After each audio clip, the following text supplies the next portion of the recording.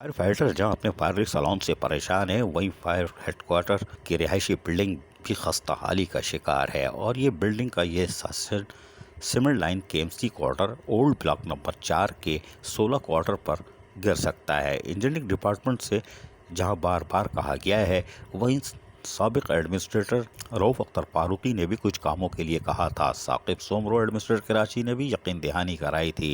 लेकिन फायरमैनों की ज़िंदगियां जहां ख़तरे में रहती हैं, वहां उनकी रिहाइश के लिए भी ख़तरे ही ख़तरा है। एडमिनिस्ट्रेटर कराची लई क़यामत ताहाल इस तरफ नहीं देख सके और यकीनी तौर पर वो कहते हैं कि वसाइल की कमी है, तो यकीनी तौर पर फायर फाइटरों की इस रिहायशी इलाके को कौन देखेगा।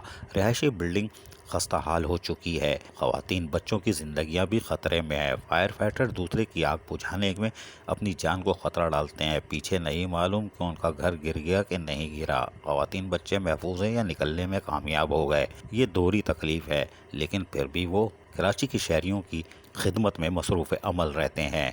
लेकिन इस तरफ कौन देखेगा? कोई नहीं देखेगा, क्योंकि जिस तरफ बल्दियोज़मा कराची देख रही है, वो आमदनी से ज़ायद असासे रखने वाले, जिन्होंने अलादीन पार्क लूटा, जिन्होंने सरजानी टाउन लूटा, जिन्होंने रोड कटिंग की मद में लूटा, जिन्होंने दुकानों की मद में लूटा, ये सब हीरो हैं, बाकी ज़ीरो। अजीज़ आरिफ, KBS बल्दियाती न्यूज़ कराची।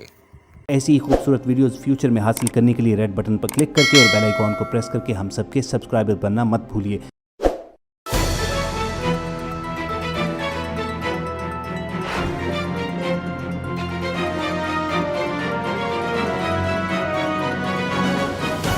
KBS बल्दियाती न्यूज़।